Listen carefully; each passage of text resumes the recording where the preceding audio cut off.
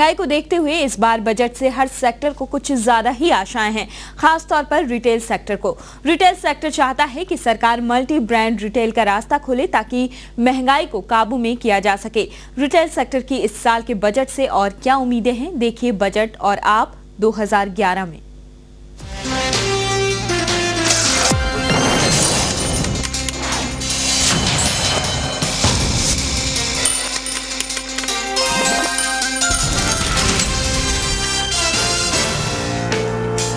बढ़ती महंगाई से सरकार से लेकर आम आदमी तक हर कोई परेशान है, लेकिन रिटेल सेक्टर को इस महंगाई में ही मौका नजर आ रहा है। रिटेल सेक्टर को उम्मीद है कि बजट में मल्टी ब्रांड रिटेल में एफडीआई का रास्ता साफ हो जाएगा। मल्टी ब्रांड रिटेल आने से बिचौलिए कम होंगे और चीजों के दाम घटेंगे। रिटेल सेक्टर सरकार से इंडस्ट्री का दर्जा भी चाहता है ताकि कर्ज मिलने में आसानी हो।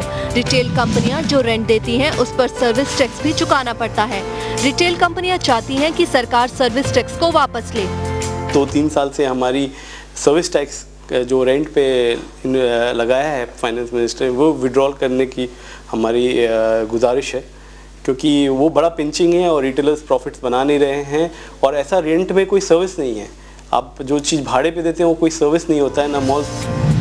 रिटेल कंपनियां चाहती हैं कि सरकार के जरिए विदेशी कर्ज जुटाने की छूट दे।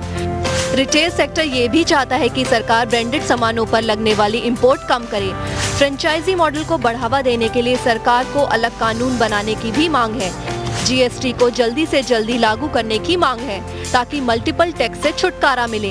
साथ ही साथ पर्सनल इनकम टैक्स की दर भी कम करें ताकि लोगों के हाथ में ज्यादा पैसा आए। So we definitely want retail to be recognized as an industry, which is still not happened. The second is we want capital flow to happen into the retail industry. And when I'm talking of capital flow, I'm not talking of FDI. I'm talking of various ways of capital flow, whether it is FI, whether it is FDI, or the fact that a lot of retailers don't have access to funds, especially the smaller retailers.